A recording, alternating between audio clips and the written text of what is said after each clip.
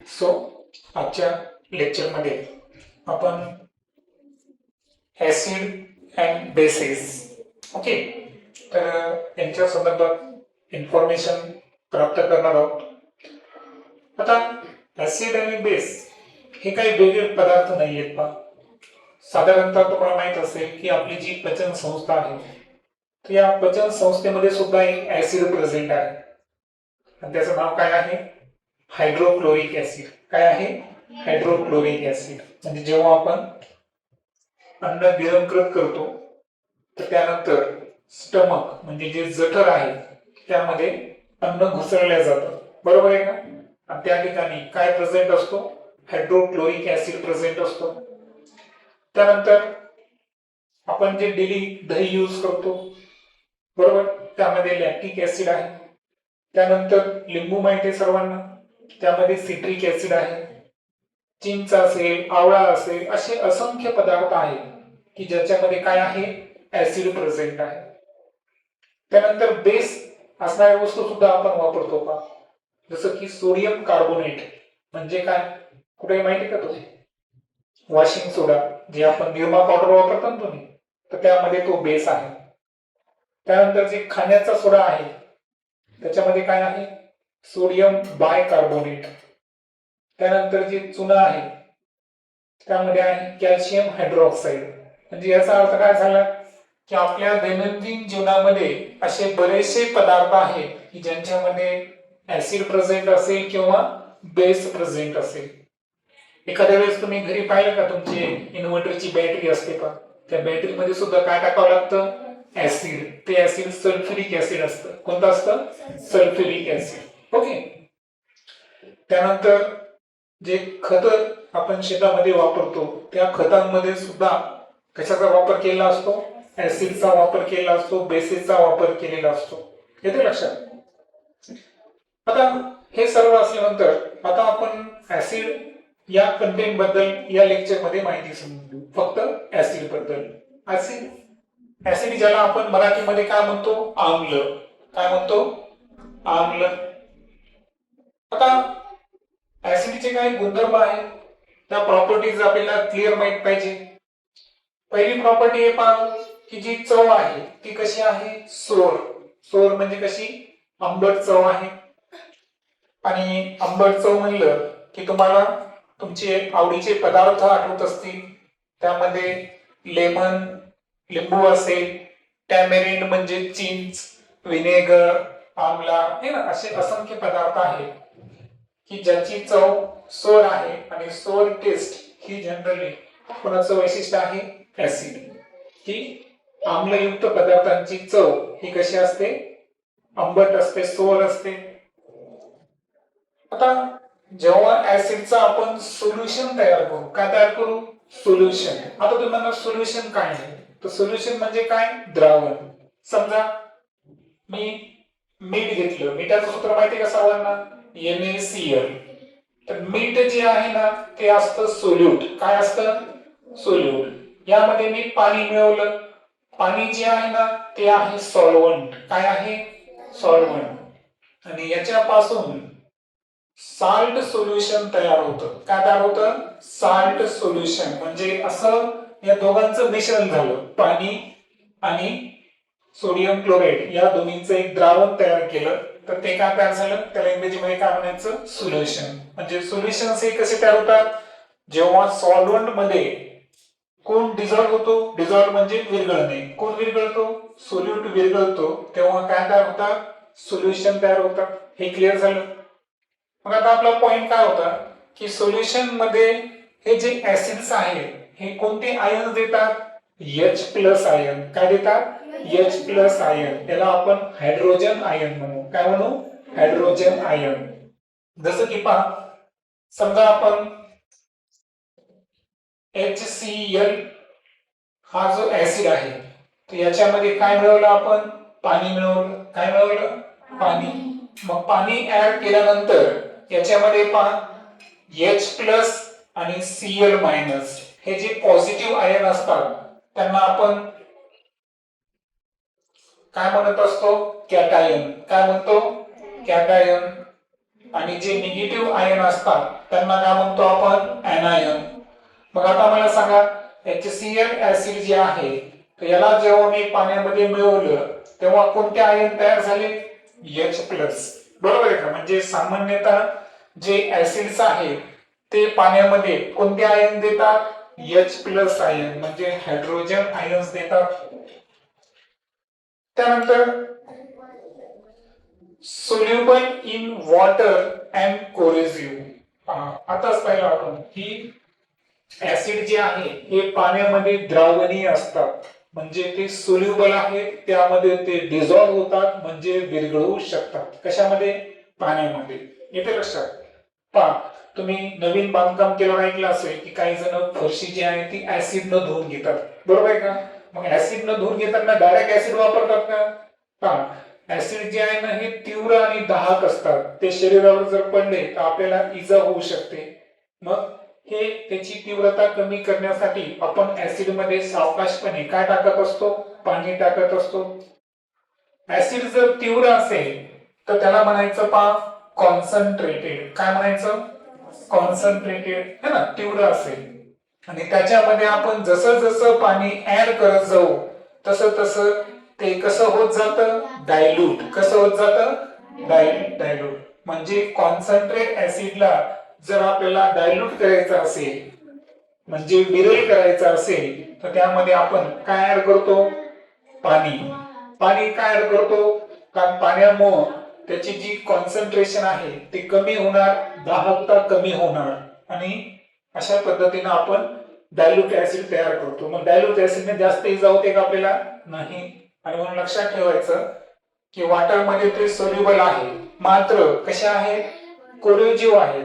पहा, एखादा धातू जे आहे ना त्या धातूला सुद्धा छिद्र पाडण्याची क्षमता ही कोणामध्ये असते? ऍसिड मध्ये असते, हे की नाही? ऍसिड फार पॉवरफुल असतात म्हणून त्याचा वापर करताना आपण वॉटर ऍड करून कोणत्या स्वरूपात त्याचा वापर करतो? डायल्यूट स्वरूपात. कोणत्या स्वरूपात? डायल्यूट स्वरूपात. त्यानंतर पुढचं वैशिष्ट्य आहे की ऍसिड जेव्हा मेटल सोबत रिॲक्ट होतात तेव्हा ते कोणता गॅस निर्माण करतात? Hydrogen gas. कोणता गॅस? Hydrogen gas. पहा, जसं की आता आपण इथं एक ऍसिड घेतला HCl आणि याची रिॲक्शन जर आपण कोणासोबत केली? मॅग्नेशियम सोबत, तर पहा इथं तयार होतो मॅग्नेशियम क्लोराईड आणि बाहेर पडतो हायड्रोजन गॅस. कोणता गॅस बाहेर पडला? Hydrogen gas. म्हणजे याचा अर्थ काय झाला? जेव्हाही ऍसिडची रिॲक्शन एखाद्या मेटल सोबत होते तर 100% हवेमध्ये कोणता गॅस बाहेर पडतो? Hydrogen gas. कोणता गॅस बाहेर पडतो? Hydrogen gas. त्यानंतर reacts with carbonate to liberate carbon dioxide gas. जेव्हाही मेटलची रिॲक्शन कार्बोनेट सोबत होईल तर अशा वेळेस कोणता गॅस बाहेर पडतो? Carbon dioxide. कसं? पहा, आता एक रिॲक्शन आपण अभ्यासू. इथं मेटल घेऊ आपण, ऍसिड घेऊ, एक ऍसिड घेऊ आपण HCl. याची रिॲक्शन आपल्याला कार्बोनेट सोबत करायची. एक कार्बोनेट घेऊ आपण Na2CO3. आता यांची रिॲक्शन झाली की काय तयार होतं माहितीये का? सोडियम क्लोराईड प्लस H2O म्हणजे पाणी आणि प्लस बाहेर पडणारा गॅस कोणता आहे? कार्बन डाय ऑक्साईड. आता ही रिॲक्शन बॅलन्स नसेल कदाचित, पण सध्या समजून घ्या फक्त. येते लक्षात की मेटलची रिॲक्शन सॉरी ऍसिडची रिॲक्शन जेव्हा ही कार्बोनेट सोबत होते तर याच्यामध्ये काय काय तयार झाला? NaCl नावाचा क्षार सॉल्ट तयार झाला. H2O कोणाचं ऋणसूत्र आहे? वॉटर, पाण्याचं. आणि बाहेर कोणता गॅस बाहेर पडला? कार्बन डाय ऑक्साईड. ही रिॲक्शन तुम्ही हे जे Na2CO3 दिलं मी तुम्हाला, हे आहे पहा वॉशिंग सोडा. काय आहे? सोडा. त्याला इंग्रजीमध्ये आपण सोडियम कार्बोनेट सुद्धा म्हणतो. काय म्हणतो? Sodium carbonate. प्रत्येकाला नाव आहे पहा, नाव आपले क्लिअर माहित पाहिजे. जसं की HCl काय आहे? Hydrochloric acid. Na2CO3 sodium carbonate. NaCl sodium chloride. H2O water. CO2 carbon dioxide. म्हणजे ऋणसूत्र आपल्याला माहित पाहिजे. इथं पहा, हे काय होता, हायड्रोक्लोरिक ऍसिड. हा काय आहे, मॅग्नेशियम क्लोराईड. म्हणजे इलेमेंट माहित असतील तर आपल्याला त्यांचे फॉर्म्युले सुद्धा सहज वाचू शकतो आपण. त्यानंतर आता आपण ऍसिडचे दोन टाइप्स पाहू. पहिला आहे नॅचरल किंवा ऑर्गॅनिक ऍसिड आणि दुसरा टाइप आहे मिनरल ऍसिड. आता यामध्ये आपल्या सिलेबसला नॅचरल किंवा ऑर्गॅनिक ऍसिडचे काही एक्झाम्पल आहेत आणि ते कोणत्या पदार्थामध्ये आहे त्यांचा सुद्धा इथं समावेश केलेला आहे. पहा, ऍसिटिक ऍसिड हे कोणत्या पदार्थामध्ये आहे, व्हिनेगर. ऍस्कॉर्बिक ऍसिड हे कशामध्ये असतं, ऑरेंज संत्रीमध्ये असतं. टॅर्टरिक ऍसिड हे कशामध्ये आहे, टॅमॅरिंड चिंच मध्ये असतं. त्यानंतर ऑक्झॅलिक ऍसिड हे कशामध्ये आहे, टोमॅटो. पहा, तुम्ही टोमॅटो खाता त्याच्यामध्ये सुद्धा ऍसिड आहे. त्यानंतर लॅक्टिक ऍसिड हे कोणामध्ये असतं, कर्ड दही मध्ये असतं. कारण तुम्हाला माहित आहे की दह्यामध्ये लॅक्टोबॅसिलाई नावाचे जीवाणू असतात, हे की नाही. आणि त्या जीवाणूमुळे त्यांच्यामध्ये कोणते ऍसिड प्रेझेंट आहे, लॅक्टिक ऍसिड. आणि सिट्रिक ऍसिड हे कशामध्ये प्रेझेंट आहे, लेमन म्हणजे लिंबू मध्ये. त्यानंतर काही मिनरल ऍसिडचे आपण एक्झाम्पल डिस्कस करू. त्यामध्ये पहिला आहे सल्फ्युरिक ऍसिड. जे मी तुम्हाला सांगितलं, याचं डायल्यूट फॉर्म आपण बॅटरी किंवा कशामध्ये वापरत असतो, इन्व्हर्टर्सच्या बॅटरीज किंवा सेल्स मध्ये. सल्फ्युरिक ऍसिडचा फॉर्म्युला काय आहे, H2SO4. त्यानंतर हायड्रोक्लोरिक ऍसिडचा फॉर्म्युला काय आहे, HCl. आणि नायट्रिक ऍसिडचा फॉर्म्युला काय आहे, HNO3. Okay, so sulphuric acid, hydrochloric acid आणि नायट्रिक ऍसिड हे सर्वच्या सर्व कोणते ऍसिड्स आहेत, मिनरल ऍसिड. आणि याचं लक्षात ठेवायचं, ज्याला आपण किंग ऑफ ऍसिड म्हणतो, रसायनांचा राजा, किंग ऑफ केमिकल, तर तो कोण आहे, सल्फ्युरिक ऍसिड. कोण असतो, सल्फ्युरिक ऍसिड. याला रसायनांचा राजा म्हणतात. फायनली ऍसिडचे काही उपयोग आपण पाहू. काही उपयोग तर आपण डिस्कस केलेच आहे.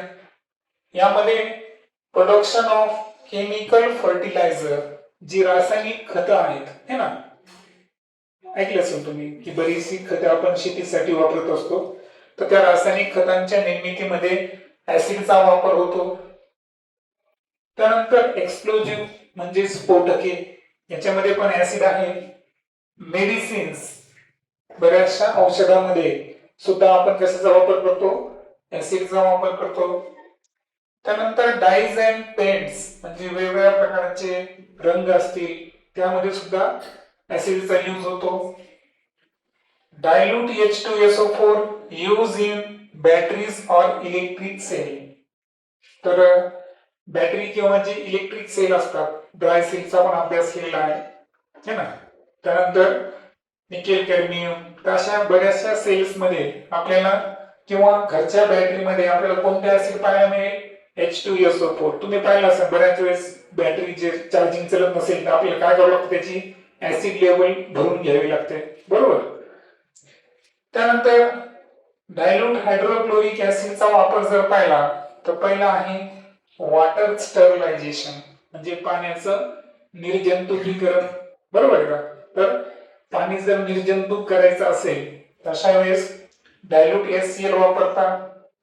प्रिपेरिंग क्लोराईड सॉल्ट, पहा ज्या सॉल्ट मध्ये क्लोरीन असेल तर आपण काय म्हणतो, क्लोराईड सॉल्ट्स.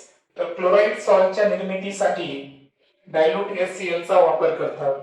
जसं की पहा NaCl, त्यानंतर MgCl2, मॅग्नेशियम क्लोराईड, त्यानंतर ॲल्युमिनियम क्लोराईड. हे सर्वच्या सर्व काय आहे, क्लोराईड सॉल्ट्स आहेत. यांच्या निर्मितीसाठी आपण काय वापरतो, डायल्यूट हायड्रोक्लोरिक ऍसिड. त्या ऍसिड संदर्भात ही झाली इन्फॉर्मेशन. नेक्स्ट लेक्चर मध्ये आपण बेस संदर्भात अर्थातच आम्लारी संदर्भात काही माहिती चर्चा करू.